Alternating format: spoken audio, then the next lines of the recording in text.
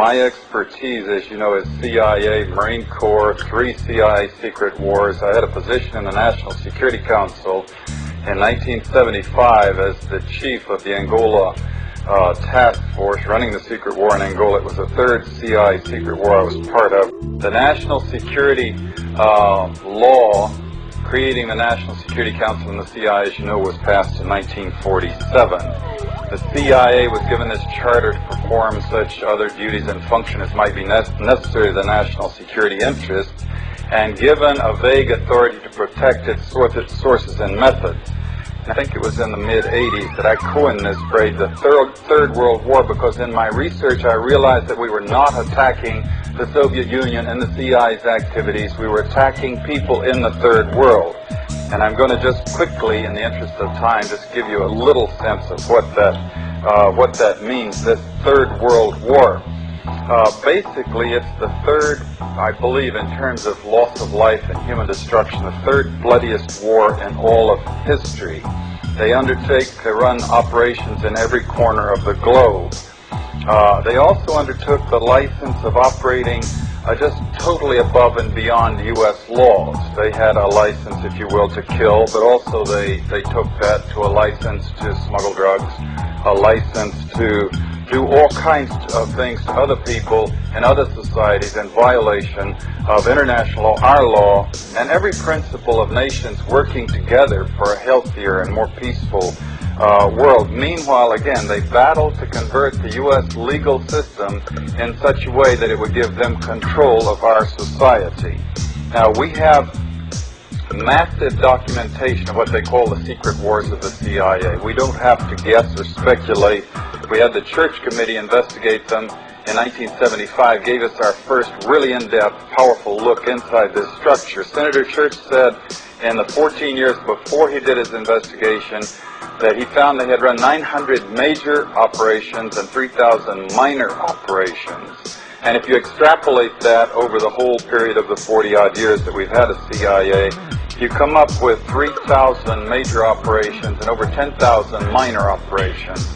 Every one of them illegal, every one of them disruptive of the lives and societies of other peoples, and many of them bloody and gory beyond comprehension almost. Extensively, we manipulated and organized the overthrow of functioning constitutional democracies in other countries. We organized secret armies and directed them to fight in just about every continent in the world. We encouraged ethnic minorities to rise up and fight. People like the Mosquito Indians in Nicaragua, the Kurds in the Middle East, the Monks in Southeast Asia. And of course, we have organized, and we still do, and fund death squads in countries around the world, like the Treasury Police in El Salvador, which are responsible for most of the killing of the 50,000 people just in the 80s, and there was 70,000 before that. And orchestration, CIA, secret teams, and propaganda led us directly into the Korean War. We were attacking China from the islands Quemoy, Matsu, Thailand, Tibet. A lot of drug trafficking involved in this, by the way, until eventually we convinced ourselves to fight the Chinese in Korea. And we had the Korean War, and 1 million people were killed. Same thing for the Vietnam War, and we have extensive documentation of how the CIA was involved at every level of the national security complex, because it's a very cooperative thing, into manipulating the nation into the Vietnam War. And we wound up creating the Golden Triangle, in which the CIA, Air America airplanes were flying in arms to our allies and flying back out with the heroin. We launched the largest, this is something that Jimmy Carter did, Admiral Turner brags about it, the operation in Afghanistan.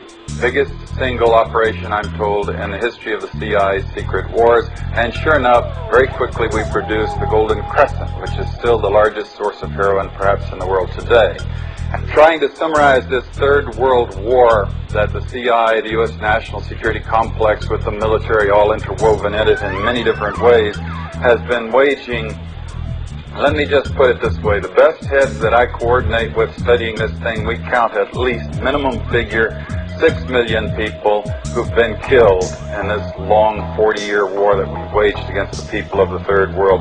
These are not Soviets. We have not been parachuting teams into the Soviet Union to kill and hurt and maim people, especially not since 1954 when they developed actually a capability of dropping atomic weapons on the United States.